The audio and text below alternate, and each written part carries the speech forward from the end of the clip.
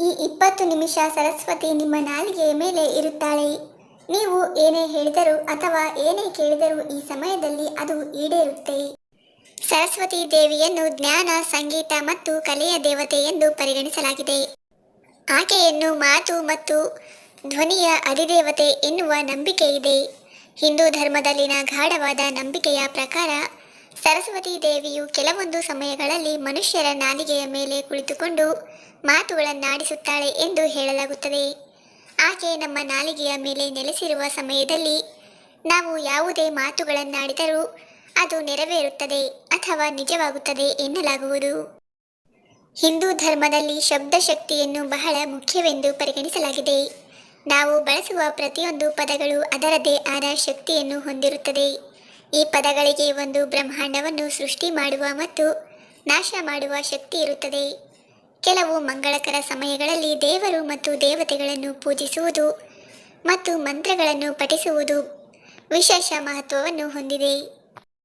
ಕೆಲವು ಮಂಗಳಕರ ಅಥವಾ ಶುಭ ಸಮಯದಲ್ಲಿ ಸರಸ್ವತಿ ದೇವಿಯನ್ನು ಪೂಜಿಸುವುದರಿಂದ ನಿಮಗೆ ವಿಶೇಷ ಫಲ ದೊರೆಯುತ್ತದೆ.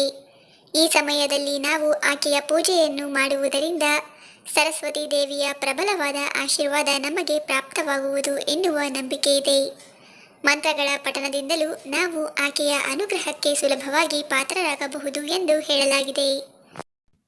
ಪೌರಾಣಿಕ ನಂಬಿಕೆಗಳ ಪ್ರಕಾರ ಸರಸ್ವತಿ ದೇವಿಯ ಆಶೀರ್ವಾದವನ್ನು ಪಡೆದುಕೊಳ್ಳಲು ಉತ್ತಮ ಸಮಯವೆಂದರೆ ಅದುವೇ ಮುಂಜಾನೆ 3:10ರಿಂದ 3:15ರವರೆಗೆ. ಈ ಸಮಯದಲ್ಲಿ ಬ್ರಹ್ಮಾಂಡವನ್ನು ಗರಿಷ್ಠ ಶಕ್ತಿಯನ್ನು ಹೊಂದಿರುತ್ತದೆ. ಈ ಸಮಯದಲ್ಲಿ ನೀವು ಪ್ರತಿದಿನ ಮುಂಜಾನೆ ಎದ್ದು ನಿಮ್ಮ ಮನದಾಳದಲ್ಲಿನ ಆಸೆಯನ್ನು ಹೇಳಿಕೊಂಡರೆ ಅಥವಾ ನಿಮ್ಮ ಇಷ್ಟಾರ್ಥಗಳು ಈಡೇರಲೆಂದು ಪ್ರಾರ್ಥಿಸಿದರೆ ಆ ಎಲ್ಲ ಆಸೆಗಳು, ಇಷ್ಟಾರ್ಥಗಳು ಖಂಡಿತವಾಗಿಯೂ ಈಡೇರುತ್ತದೆ ಎನ್ನುವ ನಂಬಿಕೆ ಇದೆ. ಇದಲ್ಲದೆ ಸರಸ್ವತಿ ದೇವಿಯು ಕೂಡ ಮುಂಜಾನೆ 3:20ರಿಂದ 3:40ರವರೆಗೆ ನಾಲಿಗೆಯ ಮಧ್ಯಭಾಗದಲ್ಲಿ ವಾಸವಾಗಿರುತ್ತಾಳೆ. ಈ ಸಮಯದಲ್ಲಿ ನಾವು ಮಾತನಾಡುವ ಪ್ರತಿಯೊಂದು ಶಬ್ದವೂ ಸರಸ್ವತಿ ದೇವಿಯ ಅನುಗ್ರಹದಿಂದ ನುಡಿಸಲ್ಪಟ್ಟಿರುತ್ತದೆ ಎನ್ನುವ ನಂಬಿಕೆ ಇದೆ.